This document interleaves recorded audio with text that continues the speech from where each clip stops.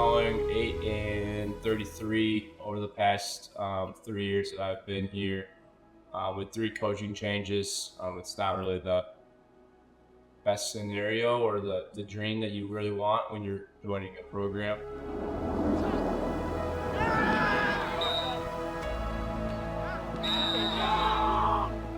It fucking sucks losing, but after a while, I've kind of come numb to it. But it takes a lot to overcome that mentality of always thinking that we're going to lose. You have to put in the time out of practice, during practice. You really have to flip the switch if you want to overcome constantly losing. Yeah, I'm Zach Cameron. I'm the men's head lacrosse coach. This is my second season so far. Going into the job hunt itself, I kind of knew that there's going to be a lot of seniors leaving the year before I got the job. And I knew it was kind of, an open door for a few coaches the first few years. So I knew it was going to be coming into a spot that, one, had a lot of young players and, young talent that haven't seen much of the field.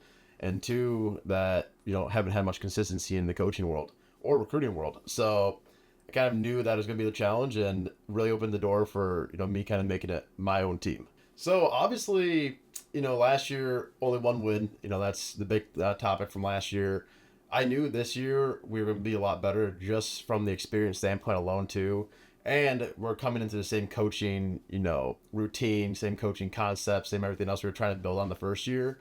So I knew we were going to be 100 times better. Here we go! Here we go! Family on 3, 1, 2, 3, family! Practice can go a few ways. There's, the pregame route where it's more focused on scout itself and getting ready to play each specific team that we're about to see.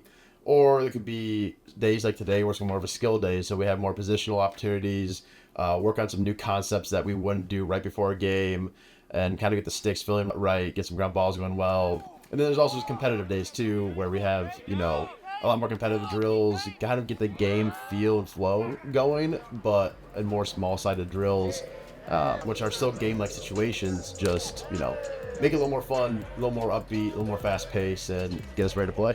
Practices leading up to the games are crucial. You get film days, after the film, you go out and practice, you try and replicate, you get scout O, scout D. Really helps the other guys get ready for what they're going to see on game day. Let's get balls. We got to get balls up top here. We're good to go. Here we go, Uncle! Hey, family on 3, 1, 2, 3, family! We did last time, but it's you want crease or freestyle? So that's true. Okay, you got crease. Well, Patrick, he takes from that side. He takes from that side, you're just going this way. And then if he takes from that side, you're cutting that way. You're going. Yeah, Hibby, you got this. Dude, isn't it the squiggly? Coach, hold on. No. Yeah, so practices throughout the week really dictate how the game is going to go. If we notice that we're kind of lackadaisical, not really locked in during the first part of the week, then by the midweek, or we have to flip that switch and really lock in. Really, we need to lock in at the beginning of the week, especially once when we get to conference. The competition is going to get much harder, and we're going to have to learn and other teams' offense that is going to be more complicated. The entire week is necessary to be able to prepare for the game that weekend. But then you get the guys that are kind of not paying attention on the sideline, the guys that don't get in too much, or you guys that aren't paying attention on the field. And so you got to make sure everybody's locked in, staying focused on the same goal, really, which is to win at the end of the week. Captains.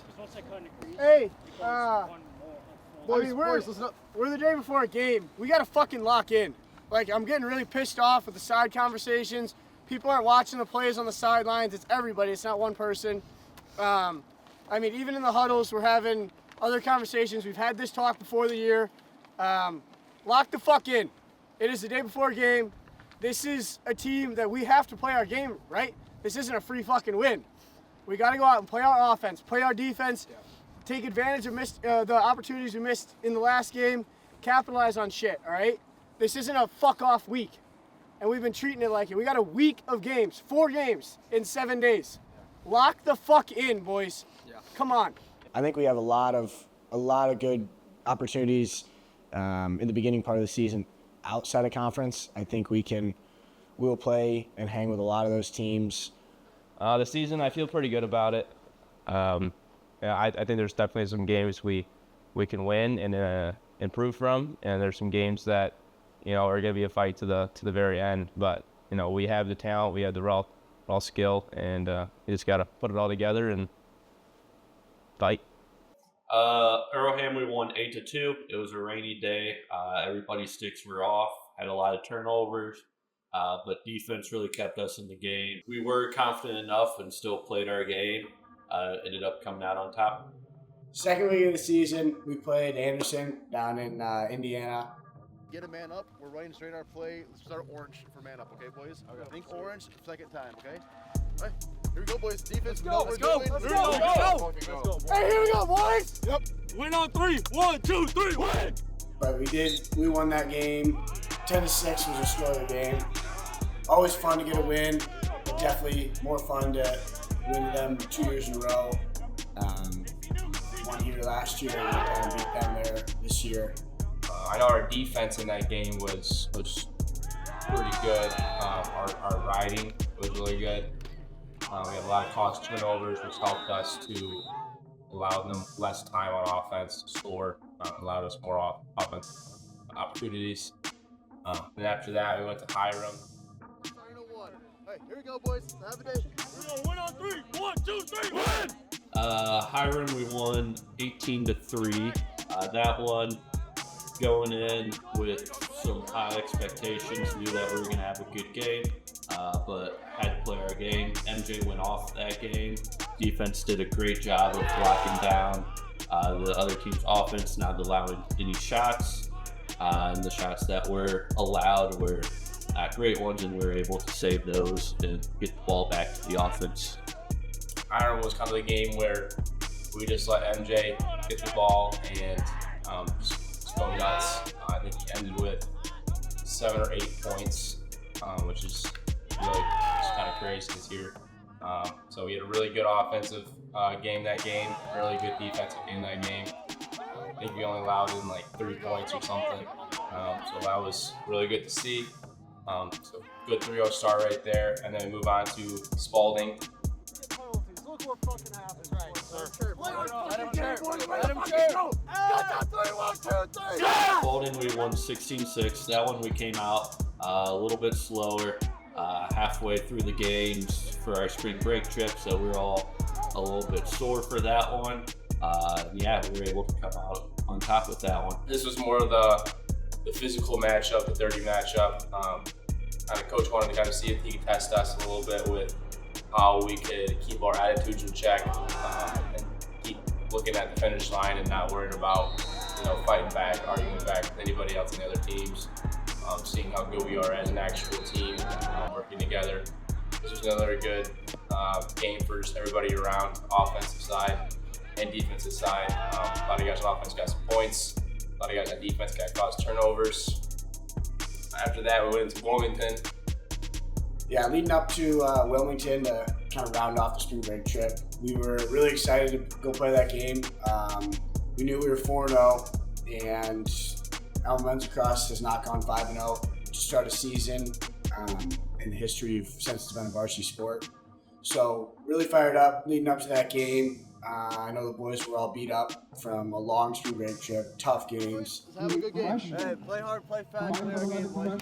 Leave everything on the field today, boys. Everything. Let's go, boys. Hey, Scott's on 3. 1, 2, 3, Scott! Wilmington, we won 13-7. We knew that one was going to be the toughest one of spring break just because it was the 4th game in 7 days. Everybody was hurting a little bit. We had practice the day before to try to get everybody moving, get sticks moving, try to just maintain where we were at before without getting too sore or pushing ourselves too much. That one we knew was going to be the toughest game, or the toughest competition. We were able to capitalize and stick with our game plan. Didn't have to do anything crazy, we just kept it simple, rode hard, and ended up coming out on top. Came out 13-7 and beat them. that was just spectacular bus ride home with the boys. All loved it. Went 5-0 and had a great time doing it. It was a great way to end spring break and really set ourselves the fact that this is a building team and we're getting a lot better. We enjoyed ourselves after spring break and then kind of had to lock back in. Our home opener was Heidelberg, and you really want to beat a team when they're coming to your field. So when you're playing on your home turf, it gets a little personal. So it's always nice to beat them 10-8 at home. We're looking to go 7-0 with Marion coming up. That'd be huge. That'd be at least 500 on the season. You always want to win, but another home win would be awesome. To go for 7-0, 500 on the season. We already knew over spring break we got to 5-0. Then Heidelberg we got 6-0, first time in program history. So Marion was another important game just to set this year apart from the past years, being able to go 7-0. That's going to be a huge achievement if we can get there. Early on during the week, I noticed that we were just messing around on the sidelines, weren't focused when we were doing scouting. So halfway through the week, we really had to shift our mentality and really lock in. Marion was going to be a good competition. We knew that, so we needed to make sure everybody was on the same page and stuck to the game plan.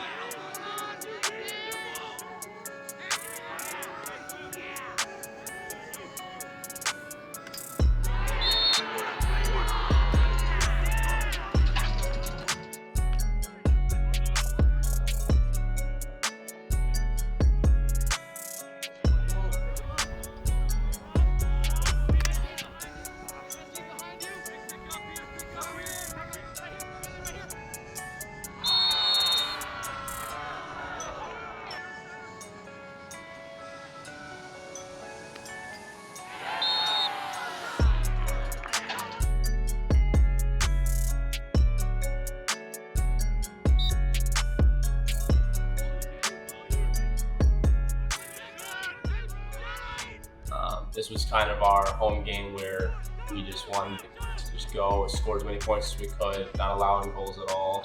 And I think we kind of achieved that. We were in the double digits, I know that.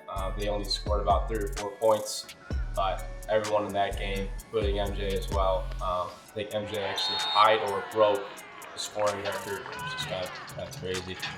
So we beat Marion 15-4. MJ tied the school record for most goals in a game with 9 goals, and then got 2 assists as well for a total of 11 points. He had an amazing game, one that I'll always remember. I don't know. I think a big thing to highlight overall would probably definitely be just kind of the team culture we have. The group of guys we got from, starting down up with the leadership from upperclassmen all the way down to our, we have 3 freshmen to our 3 freshmen. That culture kind of carries through all 4 classes, which is not common for a lot of sports. It's just a cool thing to see because that's the hardest thing coming in, and this team itself has really bought into it, and makes it a lot more enjoyable when you don't have to worry about building the culture in year 2, where most programs that'd still be a big focus. So, the team's been great with that, and I think we're going to see it continue going forward as well. And yeah, I'd say we all got a lot closer together as a team. There's definitely a bond that kind of hasn't been there in the past, so really good to see the guys all getting along and kind of become one as a team on the field. You get to see it really well. Love all the guys. Really gonna miss this place. Really happy with how this last season has been going. Couldn't ask for anything better as a senior. Winning 7 games, this is the most games we've won, and it just feels great this year. Thank you to this team. Not sure what number it is, maybe like 13 or 14. But thank you for all you guys have done for us seniors. It means a lot. Only winning 3-2 games in the past to now 7-0. It's huge for me at least, and keep moving forward.